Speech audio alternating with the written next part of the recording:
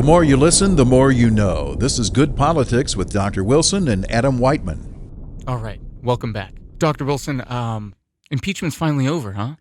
Well, it's over, but that's not the view that we're going to take. There's a lot to get from this impeachment, Adam, without going over any of the old stuff, no repeat stuff. But we have a lot of lessons to learn. Who won, and what is the precedent from this going forward? What did we learn out of all of this? I want to begin by talking about a political scientist named Alan Lichtman. He's a famous scholar of politics at American University. And one of the keys, he says, to winning an election, a presidential election, is by putting scandal on the map. If the opponent has scandal, it makes it less likely that that person's going to get elected.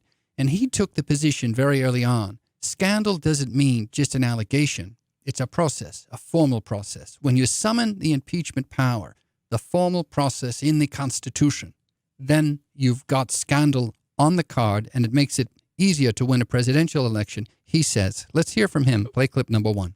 The problem is you can't do it through scattered investigations in 6 or 7 different committees. Right. That plays right into the hands of a president who you know is a master of distraction and deflection. To nail it, you've got to have the formality and constitutional power and focus of an impeachment process. We're talking about how to win. That's correct. Okay, so that's the question there. You're saying, and I'm not disagreeing with you, that if impeachment hearings will put scandal on the map as far as one of those keys. And it could trigger other keys.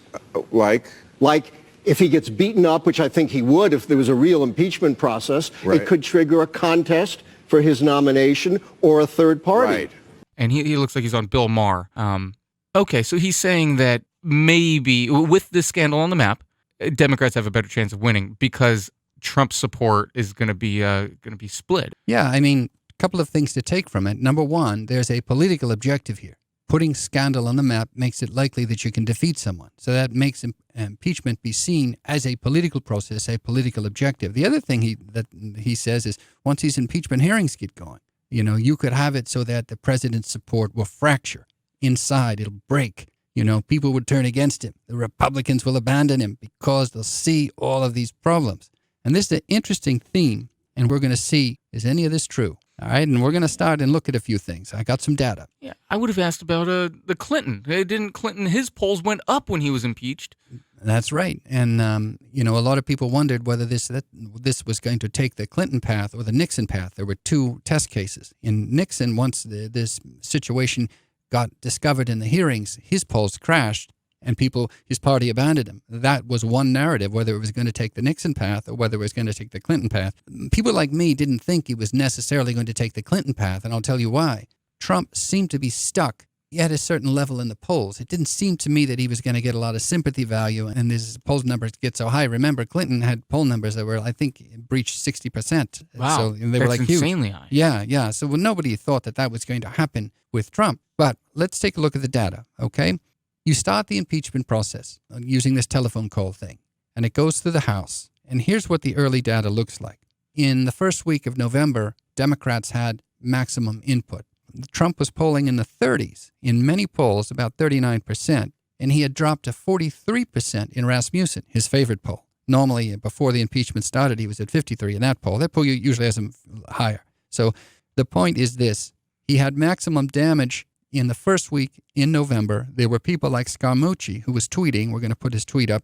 Scaramucci said something very interesting. He said, look, he's down to 43% in Rasmussen. We just need a little bit more, five more points or so on that, and then we'll be able to turn against him. The theory is fracture. It'll break apart. The people will abandon him. And just to jog our memories, Scaramucci's the hedge fund manager that was a Trump supporter. Now he's completely just ripping him to shreds online. Right? Yeah. He's now one of Trump's biggest. He's basically a never Trumper. The Republicans have this group in their party called Never Trumpers. The problem is there's not very many of them, but they're there. Okay. So what did the Democrats do at that point in time in early November? They had 10 Democrats who were in the House, who were in weak districts. They were worried they might lose re-election. And what they did is go to the leadership and they said, hey, why don't we do censure instead of impeachment? You had maximal damage. You could do a censure, not an impeachment. What's the difference? The difference is censure is where you pass a resolution that says you've done something odious. You've done something morally wrong as a leader.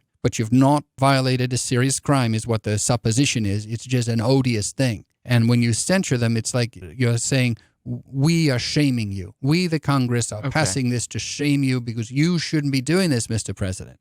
Imagine they do this. They introduce a censure bill and they double it up with a bill, bipartisan, sponsored, that would change the way opposition research has gotten. Imagine that, a bipartisan ethics law for opposition research. And you say, Mr. President, will you sign this? Will you Republicans sign this? You make it a campaign issue. Why won't you sign this? It's almost asking them, are you against corruption? Right. Why, so this would be a very interesting play. Now, here's what I want to say to you. The Democrats didn't do that. Instead, what they chose to do is a full court press. They chose to go through with the impeachment, go through with the hearings, and take it on over to the Senate to have President tried, presumably under the supposition that they were going to try to get him removed from the ballot so that people wouldn't have a chance, the voters wouldn't have a chance on it. Now, Dr. Wilson, from the very beginning, our listeners knew by listening to you that there was no chance for an impeachment to go through because it was going to get blocked by, as a partisan vote. Now, for the censure, would there have been a chance for that to go through, or does it have to go through the same process? Right. So it's a very similar process. I don't think censure requires 2/3 in the Senate. I think it would require a simple majority. So I think that it would be much more likely to get it passed. But I hope you understand the issue isn't getting it passed. The issue is what you're trying to do. In one case, you have something egregious and you say you do censure. In the other case, what you're trying to do is actually get a president removed from office. And even though that wasn't likely to happen, ostensibly, it seemed to be the case that this is what the Democrats are trying to do. Now, why am I bringing this up? I'm bringing it up because the decision to do a full court press was intentional. It was election year planning. Listen here, we're going to play a clip from Jerry Nadler. It's clip number 3. Let me set it up for you. This is Jerry Nadler talking about the impeachment calendar. And Adam, he's talking about it before this phone call stuff ever broke. He's talking about it when impeachment used to be about Mueller. Remember, we had the Mueller report. And this is when Democrats were trying to get enough House votes to do an election year impeachment. They were thinking about doing it with Mueller.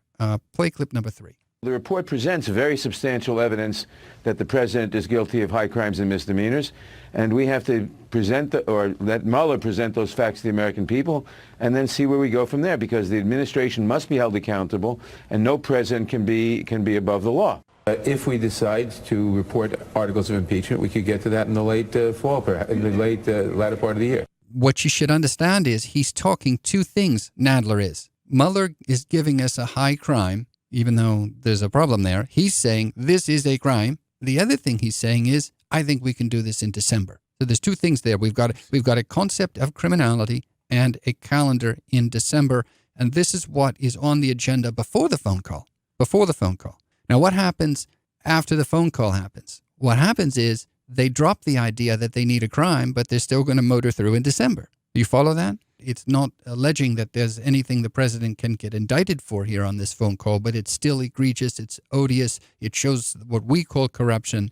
And we're going to go through in December, full court press, and we're going to take this over to the Senate. And the question is, Adam, going back to Alan Lichtman's thesis, what happened? What happened in the polls? And here's what the data shows. In December 15th, when Democrats, when they passed the impeachment, the Gallup sample showed that President Trump had 45% approval. That's in December. Is Gallup usually low for him? Gallup is a standard poll. It used to be considered the best poll for presidential approval numbers. Its reputation might not be exactly the only top poll today. But it's still reputable. It's a very good poll. So a lot of people like myself who are traditional political science scholars, we look at the Gallup poll. So the Gallup poll is a poll of all adults. Rasmussen is a poll of likely voters. There's no screen. Okay. So it's not who's going to show up in the polls necessarily. It's just what do the adults think of the job that President Trump is doing. Now, what I want you to understand is this. The highest number President Trump ever had in the Gallup poll was 46%. And when did he get that? He got it approximately 1 year ago today. Why did he get that? Well, there were 5 quarters of strong growth, 5 quarters of 3% growth before that slowed down. And there was also the Mueller report that came back. And the Mueller report didn't seem to do the things that the Democrats were hoping that it would do. And so this Gallup sample in about a year ago today was about 46%. So the question is this: why, when you're doing the impeachment in the House and you're successfully passing it and the president gets quote unquote impeached forever, why is that Gallup poll hanging around at 45% in December? That was a very interesting thing. And that's not what Lichtman thought was going to happen for sure. A lot of people thought that once the hearing started, that everything would fall apart. So, and you notice that he's picked up support from where he was in the first month of November when he was at the lowest one. Now, what I want to do is do something else. My thesis is the public began to react negatively toward this impeachment. And one of the things you should know is that Gallup just released a sample. The Gallup samples last over 2 weeks long. And so this was the sample for the end of January. So let's just do it this way. It's the number coming in when January closes. The very last day in January, that's the last person reflected in this number. Do you know what the number was at the end of January? What was it? 49%.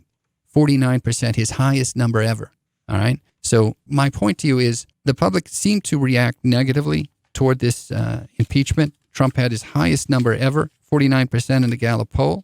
Yeah, so it was before the recent acquittal. So maybe the people are kind of ticked off, just like they were with Clinton. Maybe the people are kind of siding with Trump on this. I mean, 49% out of the Gallup, that's huge, right? That's what I think the takeaway is. I think Democrats were very lucky to get this issue off the table because I think they made a big mistake, not by doing what I said, going for censure, putting forth a bipartisan law for the ethics of getting opposition research. I think Democrats were lucky to get this off the agenda. I think it was blowing up in their face. Yeah. It was one of the things it was doing, which was really stupid for Democrats, is he was firing up his base. Follow on this. Normally, here's the way the game's played.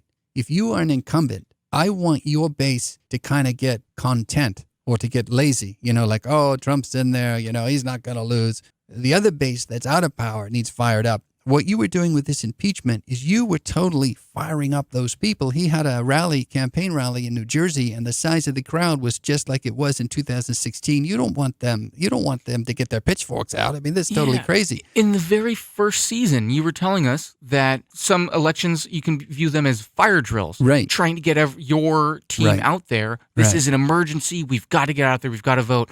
So I think the Democrats got their side fired up, but at the same time, looking at these Gallup polls, it shows that maybe the Trump supporters are getting fired up too. They're going to show up at the polls, try to vote for Trump again. Right.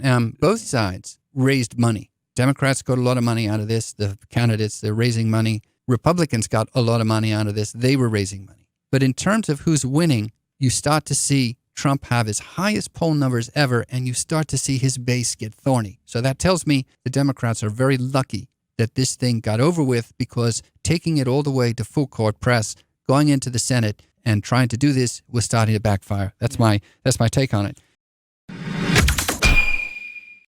The one thing I want to say is I think it's also a real problem. Once people began to realize that what the Democrats were trying to do, and I think this is very, very critical, once the man on the street began to realize that what was being tried to be done was to take Trump off the ballot so that you would not actually be allowed to have an election with him there.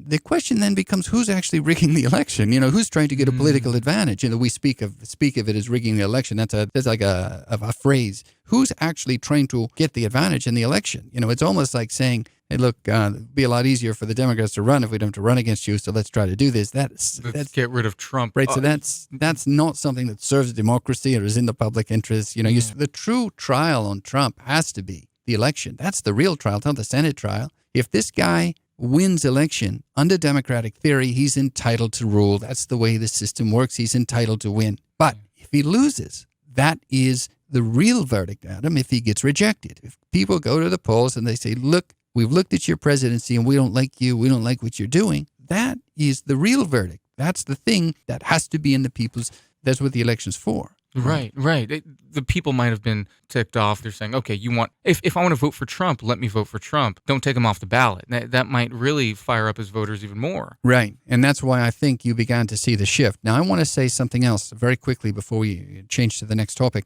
I have noticed in samples and polls, Adam, that have been taken in February. Now, there's not that many. We're just into February. We don't have a Gallup poll. That takes 2 weeks. But you have these tracking polls, like 3-day samples, and they're showing Trump's numbers kind of going back down to 44%. If Trump were a football player, they'd assign him jersey, and his number would be 44. He's stuck at that number.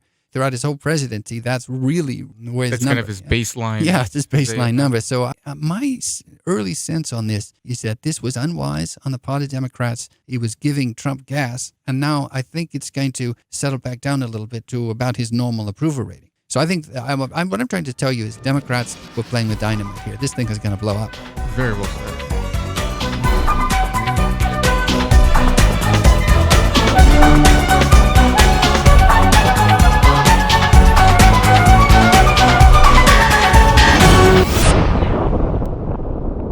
Politics without allegiance. You're listening to Good Politics with Dr. Wilson and Adam Whiteman.